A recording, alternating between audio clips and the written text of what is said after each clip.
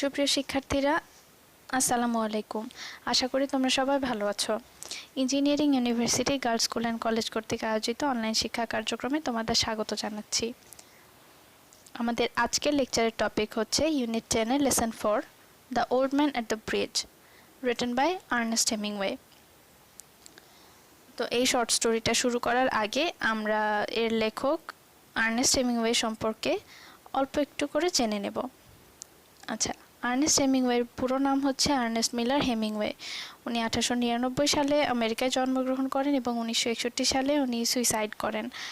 আর উনি সুইসাইড করার উনি মারা যাওয়ার বেশ কয়েক বছর আগে থেকে মানসিকভাবে ভীষণ অস্থিরতায় ভুগছিলেন এবং একটা সময় উনি আর এটা সহ্য করতে পারেননি। Anyway, he was an American journalist, novelist, short story writer and sportsman. উনি অনেক রকম গুণের মানুষ ছিলেন, ওনার অনেক কাজ ছিল, অনেক রকম কাজ করেছেন।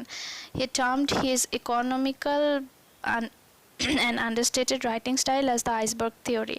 এই জিনিসটা তোমরা, আচ্ছা, আইসবার্গ থিওরি হচ্ছে উনি ওনার লেখায় খুব অল্পই বর্ণনা করেছেন, খুব বেশি কথা উনি বলেননি, উনি অত বেশি ডিটেইলিংয়ে যাননি। তো এবং আন্ডারলাইং যে মিনিং, তোমরা সবসময় জানো যে লিটারেচার বা সাহিত্যে যেটা বলা হয় সবসময় শুধু ওইটুকুই থাকে না, ওটার আরও অনেক রকম ব্যাখ্যা থাকে। তো সেই ইন্টারপ্রিটেশন বা সেই বর্ণনা, সূক্ষ্ম সূক্ষ্ম বর্ণনা উনি হয়তো বা ওটা রিডারের উপরেই ছেড়ে দিয়েছেন এবং ওনার যে এই ধরন সেটাকে উনি আইসবার্গ থিওরির সাথে তুলনা করেছেন। আর তোমরা সিগমন্ড ফ্রয়েডের নাম শুনে থাকবে। সিগমন্ড ফ্রয়েড হচ্ছে সাইকো অ্যানালিস্ট একজন। তো ওনারও আইসবার্গ থিওরি একটা আছে যে সারফেসে বা আমরা আপাত দৃষ্টিতে দেখি বা যেটা ভাবি তার থেকে অনেক বেশি ডেপথে বা অনেক গভীরে অনেক কথা থাকে। তো এখানেও সেরকম আর কি ওনার লেখার বিষয়েও।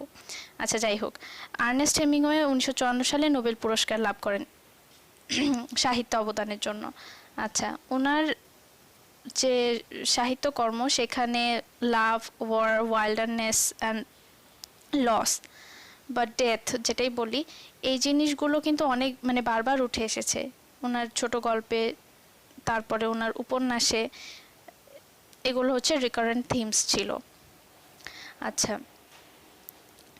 এখন ওনার বিভিন্ন রকমের, উনি ছোট গল্পের জন্য খুবই বিখ্যাত, এছাড়াও ওনার অনেক উপন্যাসও রয়েছে। তো ওনার নোটেবল কিছু ওয়ার্কস আছে যেগুলো এই যে এখানে দেখো, তোমরা দেখতে পাবে। In our times the sun also rises, a farewell to arms, to have not for whom the bell tolls. আচ্ছা, the old man at the sea, এগুলো কিন্তু ওনার উপন্যাসের নাম। এছাড়া উনি অসংখ্য ছোট গল্প লিখেছেন। আর দেখতেই পাচ্ছ, এটা হচ্ছে আর্নেস্ট হেমিংওয়ে, ওনার বয়স্ক সময়ের ছবি। এনিওয়ে, তোমরা আজকে যেটা পড়বে সেটাও ওনার একটা বিখ্যাত ছোট গল্প, old man at the bridge. এছাড়াও the killers, big hearted river, এরকম অনেক ছোট গল্প ওনার রয়েছে। আচ্ছা, the old man at the bridge এটা আসলে উনি একটা নিউজ আর্টিকেল লিখতে চেয়েছিলেন, কারণ উনি ওই সময় স্প্যানিশ সিভিল ওয়ার চলছিল। ওই সময় উনি আমেরিকান একটা নিউজ এজেন্সির পক্ষ থেকে ওখানে ফরেন করেসপন্ডেন্ট হিসেবে কাজ করছিলেন। কিন্তু যাই হোক, এই ঘটনাটা ঘটার পরে উনি ভাবেন যে এটা আর উনি নিউজ আর্টিকেল হিসেবে লিখবেন না, এটাকে উনি শর্ট স্টোরি হিসেবে লিখবেন, এবং সেটাই করেছেন। এবং পরবর্তীতে এটা একটা ম্যাগাজিনে ছাপা হয়। আচ্ছা, তা এখন চলো শুরু করা যাক। The old man at the bridge, written by Ernest Hemingway. An old man with steel-rimmed spectacles and very dusty clothes sat by the side of the road. There was a pontoon bridge across the river and carts, trucks and men, women and children were crossing it. The mule-drawn carts staggered up the steep bank from the bridge with soldiers helping push against the spokes of the wheels.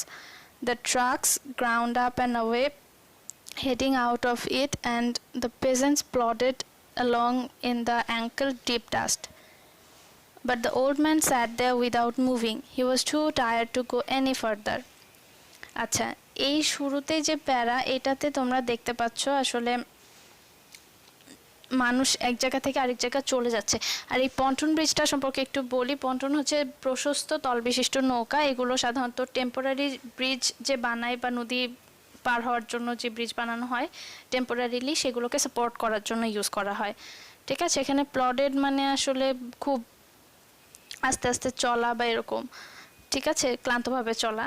যাই হোক, এখন এই প্যারাতে তোমরা দেখতে পাচ্ছ যে মানুষ অন্য জায়গায় চলে যাচ্ছে, এক জায়গা থেকে আরেক জায়গায় মুভ করছে।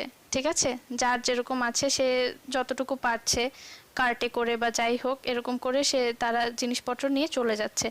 এটা আসলে যুদ্ধের সময় মানুষের যে বাঁচার তাগিদ এক জায়গা থেকে আরেক জায়গা চলে যাওয়া, মুভ করা নিরন্তর, সেই জিনিসটা দেখাচ্ছে, মানে হয়রানি কতটা বেশি হয় সেটা নিয়ে বলেছে। এবং একদম এই প্যারার শেষে এসে আমাদের এই গল্পের যে প্রোটাগনিস্ট ওল্ড ম্যান, তাকে তার বিষয়ে বলা হয়েছে।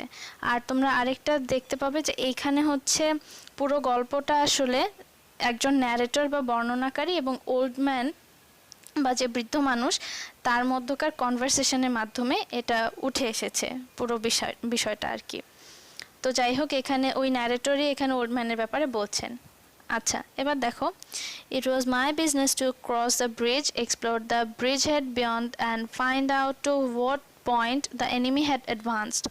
I did this and returned over the bridge. There were not so many cuts now and very few people on foot, but the old man was still there. Where do you come from? I asked him. From San Carlos, he said and smiled. That was his native town, and so it gave him pleasure to mention it, and he smiled. আচ্ছা, এখানে দেখো, এইখানে আমরা narrator বা বর্ণনাকারী যে তার কাজটা বুঝলাম। সে আসলে ব্রিজের ওখানে গিয়ে গিয়ে বারবার দেখে আসছে যে শত্রুপক্ষ কতদূর আসলো। ঠিক আছে, এটা হচ্ছে তার কাজ। তো ওই বয়স্ক ভদ্রলোক যেহেতু ওখানেই বসে আছেন, এই জন্য ন্যারেটর এসে একটু ওনার সাথে কথা বলছে। আচ্ছা, তো তারপরে কথাবার্তা থেকে জানা গেল যে উনি আসলে সান কার্লোস থেকে এসেছেন, এবং এই যে সান কার্লোস এটা হচ্ছে ওনার হোম টাউন। এবং এই হোম টাউনের কথা, মানে নিজের টাউনের কথা বলার সাথে সাথে ওনার মধ্যে একটা খুশির রেশ চলে আসলো, সেটা ন্যারেটর লক্ষ্য করেছে। আচ্ছা, I was taking care of animals, he explained. Oh, I said, not quite understanding. Yes, he said. I stayed, you see, taking care of animals. I was the last one to leave the town of San Carlos. He did not look like a shepherd nor a herdsman, and I looked at his black dusty clothes and his grey dusty face and his steel-rimmed spectacles and said, what animals were they? Various animals, he said, shook his head. I had to leave them. আচ্ছা, এ পর্যন্ত দেখো, মানে বয়স্ক ব্যক্তি উনি বললেন যে উনি অ্যানিমালসের দেখাশোনা করতেন বা বিভিন্ন জীবজন্তু দেখাশোনা করতেন। আর উনি হচ্ছেন এক মানে শেষ ব্যক্তি যে কিনা সান কার্লোস ছেড়ে এসেছেন। তো এবং খুব একটা ন্যারেটর কিন্তু শুরুতে খুব একটা খেয়াল করছিল না, যা বলছে জাস্ট একটা হ্যাঁ বলে ছেড়ে দিয়েছে যে আচ্ছা ঠিক আছে। তারপরে মানে অ্যানিমালসে টেক কেয়ার করে এটা শুনে উনি আরেকবার একটু বোঝার চেষ্টা করলেন যে আসলে দেখে তো শেফার্ড মনে হচ্ছে না, রাখাল মনে হচ্ছে না, তাহলে কি? তো এরপরে তার অ্যাপিয়ারেন্সটা আরেকবার একটু নোটিস করে। আচ্ছা, তারপর জিজ্ঞেস করে কী ধরনের অ্যানিমাল। নেক্সটটা দেখো, এরপরে আবার ন্যারেটরের কথা বলছে যে I was watching the bridge and the African looking country of the Ebro delta and wondering how long now it would be before we could see the enemy and listening all the while for the first noises that would signal that every ever mysterious event called contact. And the old man still sat there. What animals were they? I asked. There were 3 animals altogether, he explained. There were 2 goats and a cat, and then there were 4 pairs of pigeons. আচ্ছা, এইখানে দেখো যে narrator যে সে এখানে বর্ণনা দিচ্ছে যে এনিমিদের advancement এব্রো ডেল্টাতে, এটা স্প্যানিশ জায়গা, ওইখানে সে খেয়াল করছে যে মানে এনিমিরা কতদূর আসলো এবং প্রথম যখন আসবে তখন যে নয়েজটা হবে এবং প্রথম যখন মুখোমুখি হবে শত্রুপক্ষ মানে দুই পক্ষ তখন কেমন হবে, এই জিনিসটা নিয়ে সে অধীর আগ্রহে অপেক্ষা করছে। মানে এবং সিগন্যালটা কীরকম হবে, কখন আসবে, এইসব বিষয়ে সে ভাবছে এবং ভাবতে ভাবতেই সে আবার এই পাশে বৃদ্ধ লোকটির সাথে কথাবার্তা চালাচ্ছে। তো ওল্ড ম্যান তখন মানে বর্ণনা করে যে সে কি কি অ্যানিমালস তার ছিল, ছাগল, তারপরে বিড়াল এবং 4 জোড়া কবুতর। এখন দেখো, and you had to leave them, I asked. Yes, because of the artillery. The captain told me to go because of the artillery. And you have no family? I asked, watching the far end of the bridge where a few last carts were hurrying down the slope of the bank. No, he said, only the animals, I stated. The cat, of course, will be all right. A cat can look out for itself, but I cannot think what will become of the others. What politics have you? I asked. I am without politics, he said. I am 76 years old. I have come 12 kilometers now, and I think now I can go no further. This is not a good place to stop, I said. If you can make it, there are trucks up the road where it forks for Tortosa. I will wait a while, he said. Then I'll go. Where do the trucks go? Towards Barcelona, I told him. I know no one in that direction, he said. But thank you very much. Thank you again very much. আচ্ছা দেখো, এইখানে হচ্ছে narrator আরও জিজ্ঞেস করছে যে তার কোনো ফ্যামিলি মেম্বার্স আছে কি না বা কি কি। তো তার চিন্তা, মানে বয়স্ক লোকটির চিন্তা যে তার অ্যানিমালসগুলোর হবেটা কি। ক্যাট নিয়েও তো চিন্তা নেই, কারণ বিড়াল নিজেরটা নিজে দেখে নিতে পারবে, কিন্তু অন্য অ্যানিমেলগুলোর কি হবে এটা ভাবছে। তারপরে দেখো আরও জিজ্ঞেস করছে যে তার পলিটিক্যাল ভিউটা কি, যে শুধু পলিটিক্স হবে এটা নিয়ে কিন্তু ফার্দার আর খুব বেশি কথাবার্তা নেই। লোকটি জানিয়ে দিল যে তার কোনো আলাদা পলিটিক্যাল ভিউ নেই, এবং এবং এত এই শেষ বয়সে এসে তার কি বাসে যায়। তার ৭৬ মানে বছর বয়স হয়েছে, সে এতটা রাস্তায় হেঁটে এসেছে এবং এখন তার কোনো গায়ে শক্তি অবশিষ্ট নেই যে সে আরও হাঁটবে।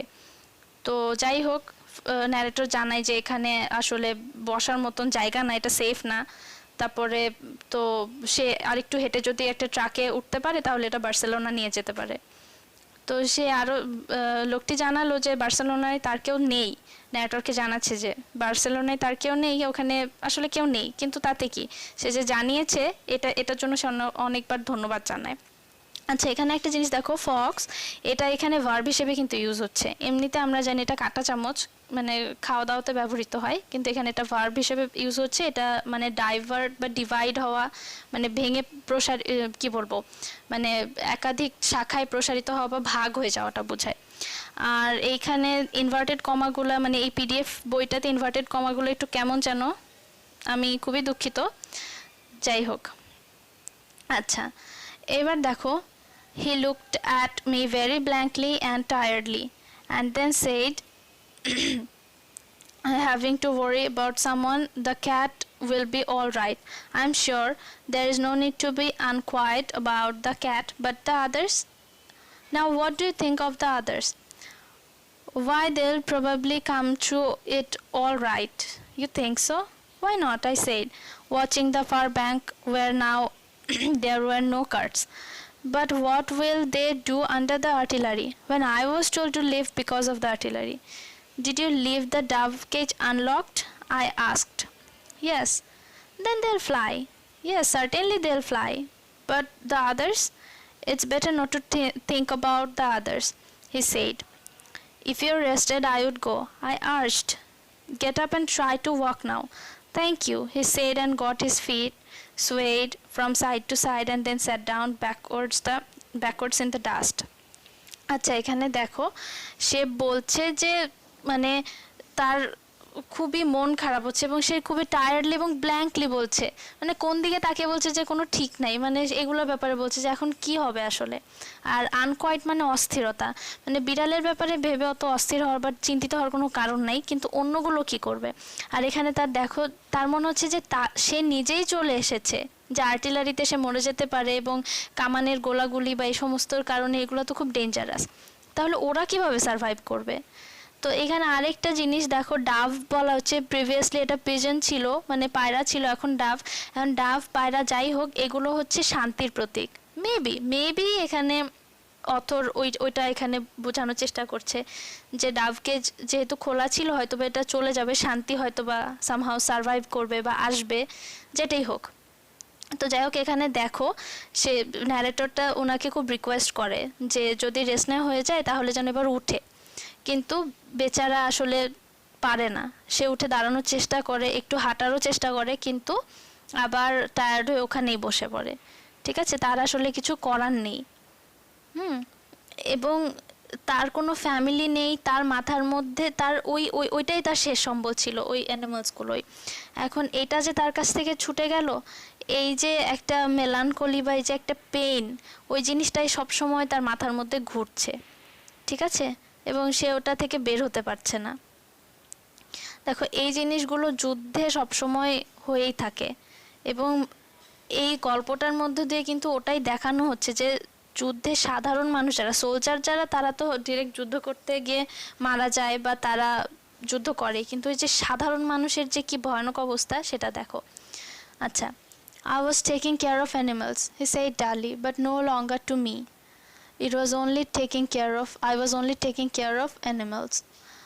There was nothing to do about him. It was Easter Sunday and the fascists were advancing toward the Ebro. It was a grey overcast day with a low ceiling, so their planes were not up. That and the fact that cats know how to look after themselves was all the good luck that old man would ever have. দেখো এই যে কি বোঝা যাচ্ছে, এটাই যে বুড়ো লোকটি কিন্তু তার অ্যানিমালসগুলোর ভাবনা ছাড়তেই পারছে না, সে আবার টায়ার্ড হয়ে ওখানে বসে ওদের কথাই বলছে। আর লাস্ট প্যারায় ন্যারেটর যেটা বলছে যে তার আর কিছু করার নেই, মানে এই বুড়ো লোকটির আর কিছু হবে না, শেষ সব কিছু, মানে সব কিছু এখন অনিশ্চিত। কারণ আরেকটা জিনিস বলছে যে আকাশ মেঘলা হয়, শত্রুপক্ষের প্লেন এখন আকাশে উঠতে পারেনি, একটু সমস্যা, প্রাকৃতিক সমস্যার কারণে। তো এইটা, আর আরেকটা জিনিস হচ্ছে তার যে অ্যানিমালসগুলো সে ছেড়ে এসেছে পিছে, তাদের মধ্যে বিড়ালটা বেঁচে যেতে পারে, কারণ ও নিজের রাস্তা নিজে খুঁজে নেবে। এই দুটো বিষয় ছাড়া আসলে লোকটার ভাগ্যে, বুড়ো লোকটার ভাগ্যে আর কোনো মানে গুড লাক বা কি বলবো, ভালো কোনো জিনিস নেই, আর তার খুশি হওয়ার মতন মানে নিশ্চিন্ত হওয়ার মতন কোনো কিছু নেই। মানে তার বেঁচে থাকাটা এখন খুবই অনিশ্চিত, মানে তার পুরো জীবনটাই অনিশ্চিত হয়ে গেছে। তো এই ছিল হচ্ছে গল্প, মানে এই দেখো খুবই কনভারসেশনের মধ্যে কিন্তু গল্পটা চলেছে, এবং এটার মধ্য দিয়ে আস্তে আস্তে মানে যুদ্ধে যে কি ভয়ানক অবস্থা হতে পারে, মানুষের জীবনে যে কত আনসার্টেনটি চলে আসে সেটা দেখানো হয়েছে। এখন দেখো এখানে কিছু ওয়ার্ড মিনিং আছে। আর্টিলারি মানে কামান বা গোলন্দাজ বাহিনীও বলা যায়, ঠিক আছে। পন্টুন হচ্ছে যেটা বললাম যে প্রশস্ত তল বিশিষ্ট নৌকা। A flat-bottomed boat or hollow metal cylinder used with others to support a temporary bridge or floating landing stage. আচ্ছা, তারপর এক্সপ্লোর মানে পরীক্ষা করা বা ইনভেস্টিগেট। স্ট্যাগার মানে ওই যে সোয়ে বা টলমলভাবে চলা, ঠিক আছে, ওইটা মানে স্ট্রেংথ নেই চলার মধ্যে। এখন দেখো ব্র্যাকেটে কিন্তু আমি সবগুলোর কোন পার্টস অফ স্পিচ সেটা দিয়ে দিয়েছি। পেজেন্ট মানে হচ্ছে কৃষক। ফার্মার মিস্টেরিয়াস মানে রহস্যময়। প্লড মানে শান্তভাবে ক্রমাগত এগিয়ে চলা বা ড্রাজ। আনকোয়াইট মানে অস্থির বা উত্তেজিত। অ্যাংশাস। ফক মানে বিভক্ত হওয়া। ডাইভার্জ বা ডিভাইড। মিউল হচ্ছে খচ্চর। এখন ফর্কের আরেকটা মানে নাউনও আছে, তোমরা জানো, কাঁটা চামচ। আর এখানে আনকোয়াইট মানে হচ্ছে মানে টেন্সড হওয়া যে জিনিসটা সেটা। আচ্ছা, choose the correct answer from the alternatives. এখানে আমি অল্প কিছু দিয়েছি। দেখো, what could be the closest meaning for rimmed in the first line. Rim মানে হচ্ছে দেখো edged with a circular strip of metal. তারপর দেখো, why was the writer watching the bridge.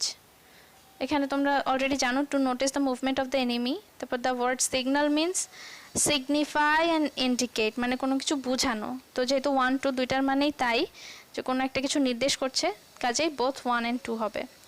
The old man was a victim of কি destructive war. এটা পুরো গল্প জুড়ে এই জিনিসটাই বোঝানো হয়েছে। The best synonym of native হচ্ছে লোকাল, মানে স্থানীয়দেরকে নেটিভ বলা হয়।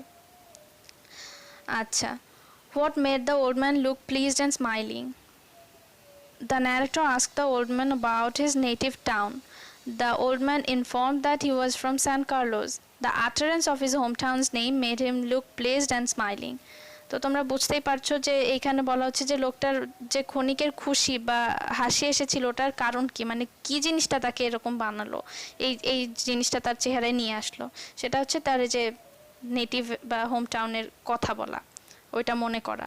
আচ্ছা, how will you evaluate the sentence the captain told me to go because of the artillery. Since artillery was a destructive weapon, the captain told the old man to move to a safe and distant place in order to survive. He left his hometown and beloved animals, and it was really a heartbreaking decision for him. তার মানে ক্যাপ্টেনের এই মানে captain যে চলে যেতে বলেছে এই কথাটা এখানে বলা হচ্ছে যে সে কেন গিয়েছে, সারভাইভ করার জন্য, মোট কথা বেঁচে থাকার জন্য, কারণ ওই জায়গাটা সেফ ছিল না, ওখান থেকে চলে যেতে হবে। এবং এই চলে যাওয়ার বিষয়টা, তার হোম টাউন, তার অ্যানিমালসগুলো সব ছেড়ে আসাটা, এটা কিন্তু তার জন্য খুবই একটা মানে খারাপ লাগার একটা ডিসিশন ছিল। এই ডিসিশনটা নিতে তার অনেক কষ্ট হয়েছে। The tired old man represents the helplessness of the common people during wartime. Do you support this idea? Why or why not? Explain it in a few sentences. Yes, I definitely support the mentioned idea. The old man had to leave his native town and dear animals with solemn sadness because of artillery. He was also extremely tired to walk anymore, but he might lose his life if he failed to find a safe place. In fact, countless people had to face such uncertain situation during wartime like the old man. মানে এখানে তোমরা বুঝতেই পারছো যে এই মানে হেল্পলেসনেসটা আসলে represented হয়েছে এই বৃদ্ধ লোকটির যে অবস্থা তার সিচুয়েশনের মাধ্যমে।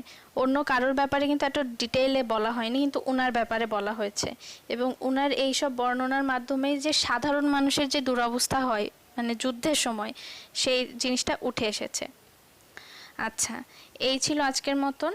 এখন তোমরা টেস্ট পেপারে এটার ব্যাপারে আরও অনেক কোয়েশ্চেন, আরও অনেক মাল্টিপল চয়েস কোয়েশ্চেন পাবে, মানে কোয়েশ্চেন অ্যান্সার পাবে, সব রকমই পাবে।